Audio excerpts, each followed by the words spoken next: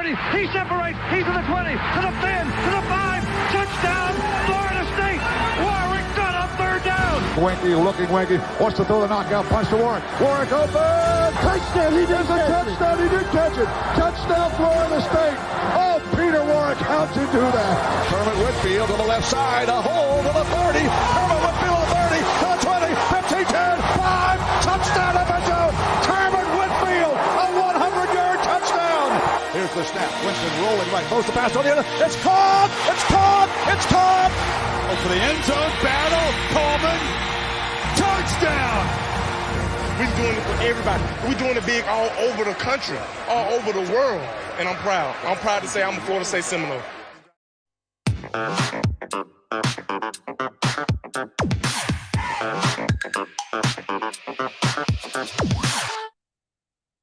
Good evening, everybody. Welcome to Garnet and Old. This week's V Drive. V Drive is my brain, the V Drive, and unloading some stuff that I've been thinking about in a brief show here. And so, if you're listening, you're watching. First of all, thank you very much. But if you'd like to, chime in and be part of the discussion tonight, absolutely do it. Before I kick off the items from the V Drive tonight, I want to make sure we remind everybody that this weekend, Garnet and Old is going to be at Fishweir Brewing Company in Jacksonville, Florida, on this Saturday at 11:30 a.m. I have the wrong graphic here, but because my new graphic actually had the time on it. But anyway, don't forget, if you're in Northeast Florida, come to Fishweir.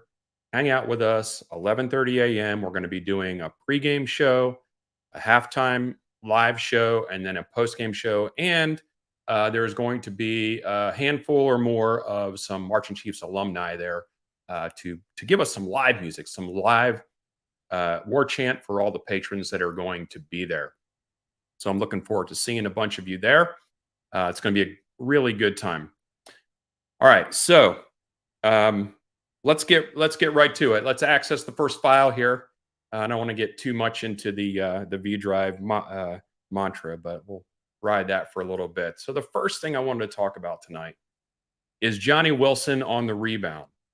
So as we all know, last week was not Johnny Wilson's best game. It may be chalked up as maybe one of his worst games. And, it's going to happen from time to time with him, I think. He's not shown to be, at least since he's been here and probably before that too, he can go into little slumps. And so, I want to say that it was expected, but for him to drop a few passes during the game, I think it was just that they were all clustered in one game, right? So everybody's all up in arms about that. And I didn't participate in any of the nonsense online about that, about, we need to bench this guy and all these other things. I mean, if you think about some of the most spectacular plays that have happened in the last few years, last year, Johnny Wilson has been, part of that, part of a lot of those. He is supremely talented. He's gifted with great height. He's an athletic freak, and he has some trouble catching the ball every now and then. Reading some practice reports this week, the practice reports on him have been very good. And so, if you're thinking about, if you play golf, if you or if you're involved in any other kind of sport, and you can get kind of in your head a little bit, and then you go into a slump, right? You can't hit the ball, or you're constantly shanking the ball. It happens to everybody. He's a human being. But the word out of camp this week is that, like, it's not stuck in his brain, which is great. I'm looking for Johnny Wilson, provided the weather holds up. I'm looking for Johnny Wilson to have a big game this weekend at Boston College on Saturday.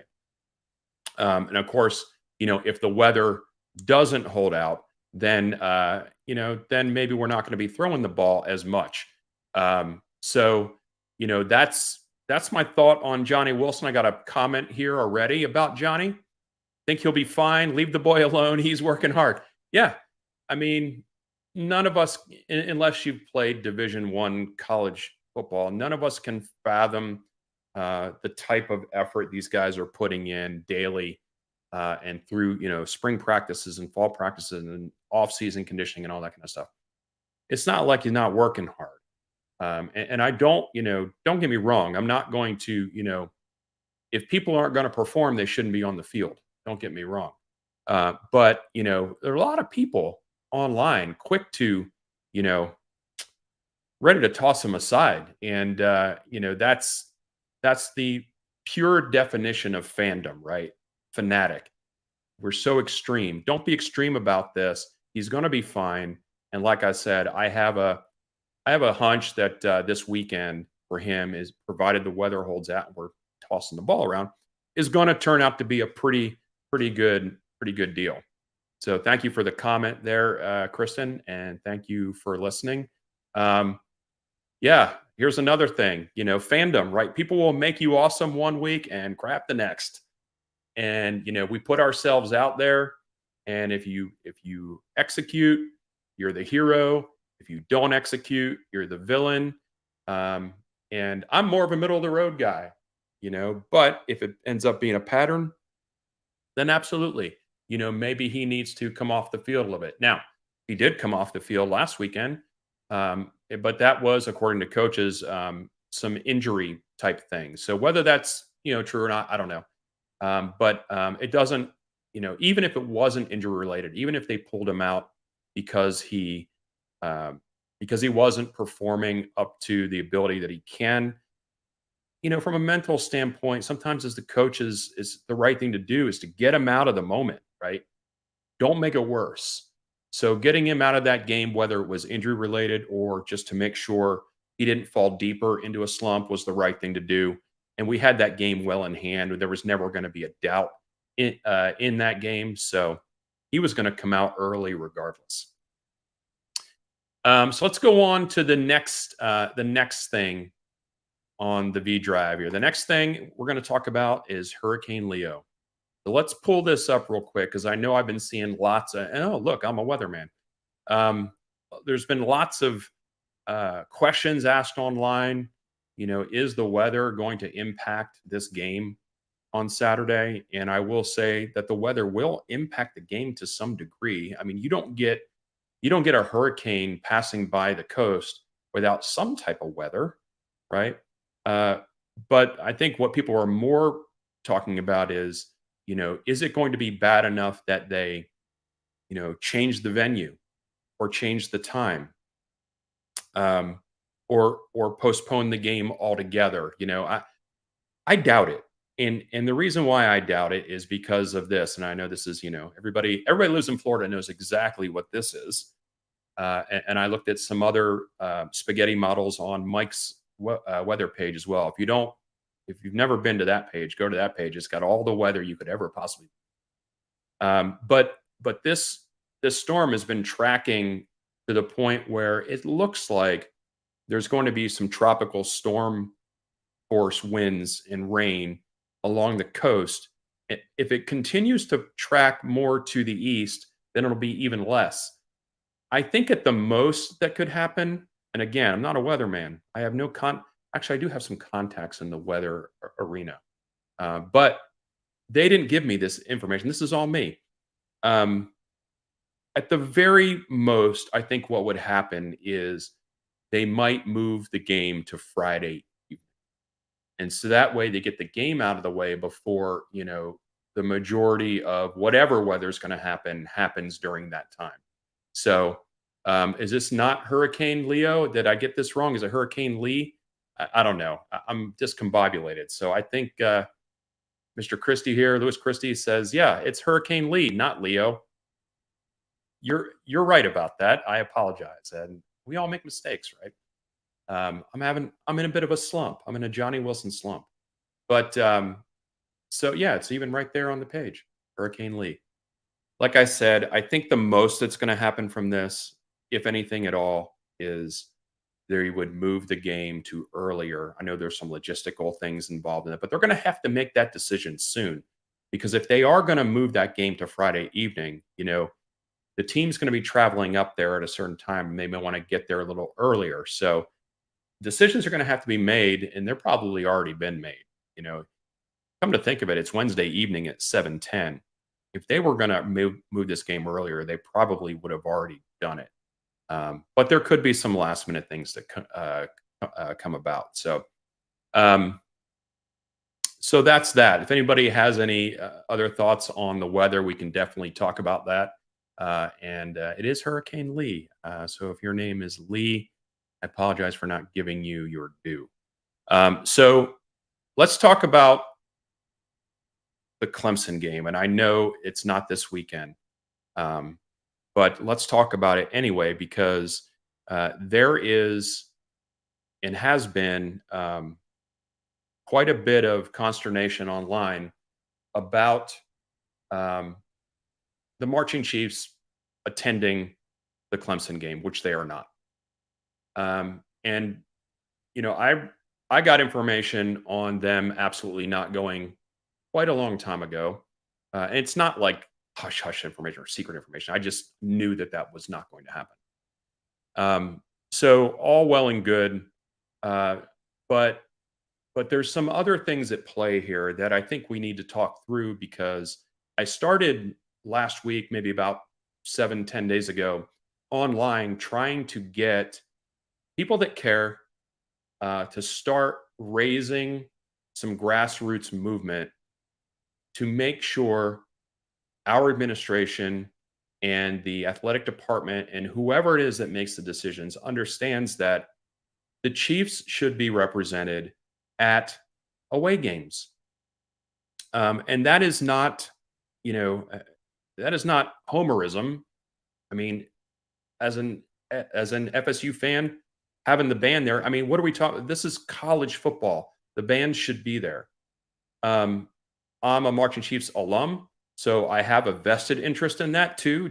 I'm not going to pretend like I'm some objective observer here.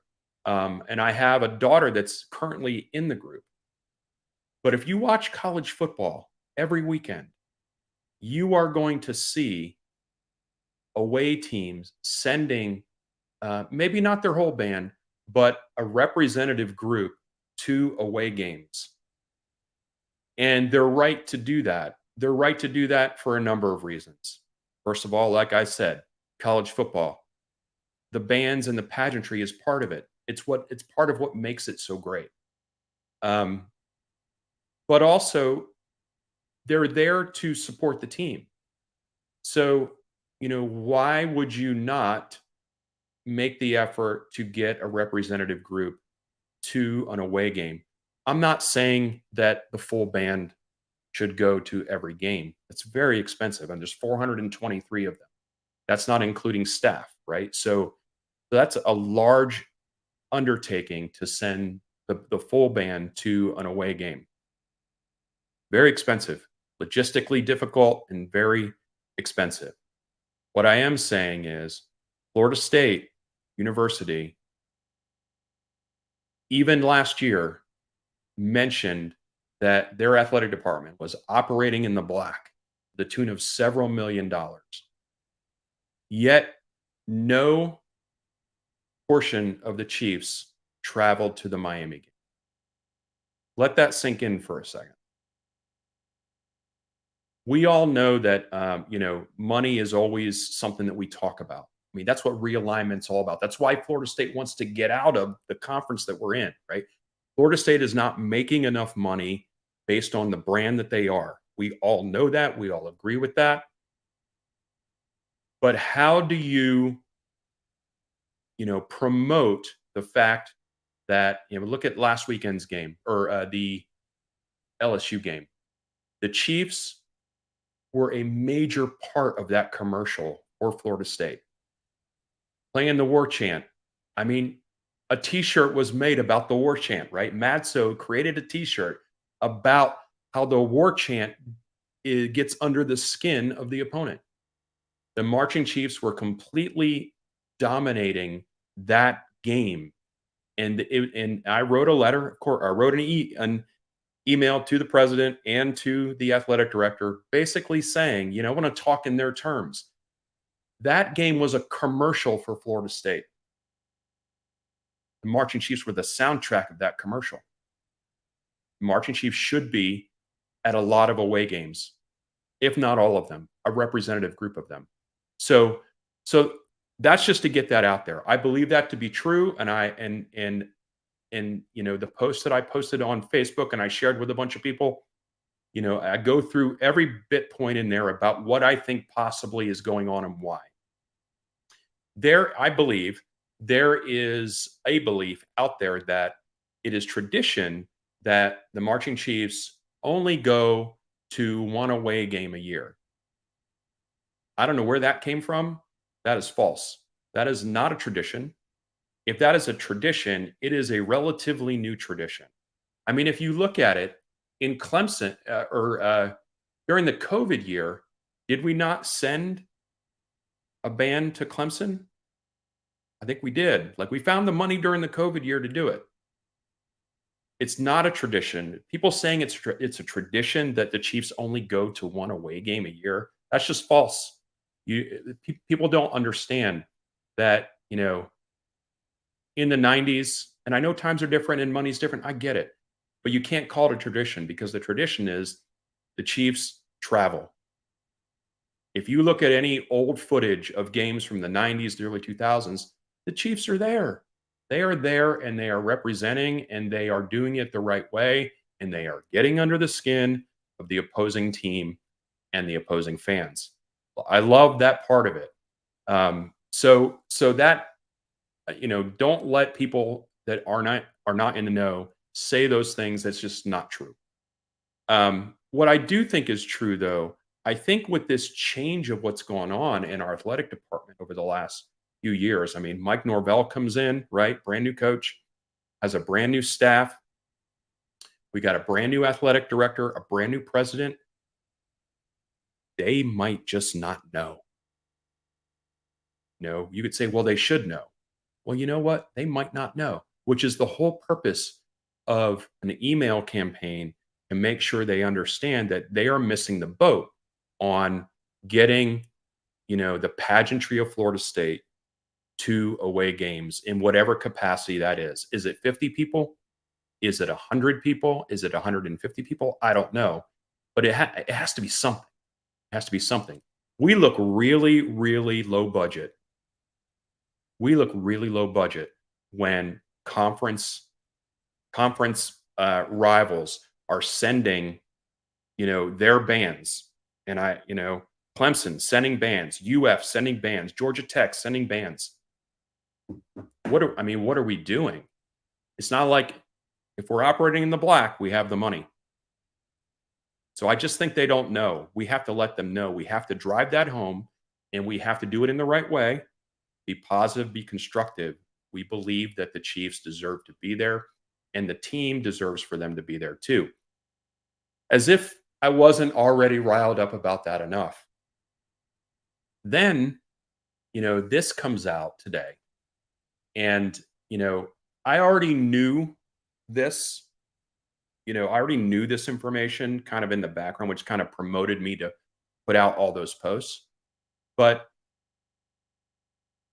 as part of being in a conference, the conference home team has to allocate a certain number of tickets to the away team. That has to happen. What that away team does with those tickets is up to them. So when you read this and you say Clemson Athletics assigned 1,300 tickets for Florida State, and it goes into some mumbo jumbo about some of them are in the lower bowl and some are in the upper bowl or whatever, it doesn't matter. 1,300 tickets. Why are not 150 of those tickets, 100 of those tickets, 150 of those tickets going to the Chiefs to get the Chiefs to this game? I think it's an oversight. I think it's a blind spot. And I think the only way blind spots go away is if people open up people's eyes, right? So if you believe in college football pageantry, And if you believe that hey, if you were one of the boosters that bought a ticket to the Clemson game and they asked you as part of your buying tickets to go to the Clemson game as an away team, if they said to you, hey, would you be willing to pay $20 more, $25 more per ticket to support the marching Chiefs being there? Sign me up. I'm signing up right now. And I think the majority of boosters would do that. I've not spoken to anybody specifically about this, but I would say if those 1,300 tickets, if the reason why none of those tickets went to the Chiefs as a possibility for them to go to this game was because the athletic department, the boosters, wanted to make as much money as possible on those 1,300 tickets, shame on them. Shame on them. They operated in the black last year. I mean, I keep saying that. They said it. They're their words. They operated in the black. So what do we do to change this? I mean, I've got no inside info. I've got no contacts, but I have a problem with this. We have to email. The way this stuff gets swept under the rug is when people keep silent about it. We have to make sure that if you are a booster, contact your booster rep and say, I'm not okay with the Chiefs not being there. When this game happens and, there are, 1,300 people there trying to get the war chant going, I guarantee you 150 Chiefs are going to make that a lot more in the face. So that's my rant about that. I would just love for anybody that cares about this kind of thing to send those emails and don't stop. When I was speaking to my wife about this, I sent the emails, and when I sent it, I said to her, I don't really expect a response because that's the way the world works these days. But then I started thinking about years and years and years ago. We wrote a letter, like a physical letter, to Bobby Bowden. And we got a letter back from him. Now, I know he didn't type the letter, right? But I'm sure he dictated the letter and he signed it. We got a personal letter from Bobby Bowden. You can return an email. At least say, hey, we hear what you're saying. We're working on it. So if anybody that has sent any emails, if you've gotten a response, I'd love to know that. But I haven't gotten a response yet. Send the Chiefs. And really, that's, to be honest with you, it's like the final banner here is send Chiefs all the damn time. They deserve to go. And they want to go. And they want to go. So let's make that happen. I got a few more comments I want to get to here before we close out for the night. We've got a heart and a clap. I guess that means yes, you're on board. It is president at fsu.edu and Walford, WALFORD at fsu.edu. That's where you send those to. We have to make sure they understand that we're not okay with that. At least a pep ban, right? We need to send at least a pep ban. And so the Chiefs are ready to do that. And so let's get them there. How do we? I just don't think we can keep going like this. It's not a tradition. We look like a poverty school when we're not sending our band. And all for the sake of $1. Like I said, the reason why they didn't get to go was because they're trying to make as much money off those 1,300 tickets as possible. And forgetting about, hashtag Knoll family, which Mike Norvell hashtags all the time. You're forgetting about the soundtrack of your commercial every week. I'm talking about dollars. Let's get the commercial out there in front of you. So that's it for the V Drive tonight. Last thing before I break out of here, again, to remind you, is that Fish Weir we're doing this weekend, Saturday at 11:30. And, somebody was asking about my new flag back there, Georgia Southern. Go Eagles. They won their game last weekend, too. But thanks, everybody. This has been Garnet and Old V Drive. No inside info, no contacts, no problem. We'll see you next time.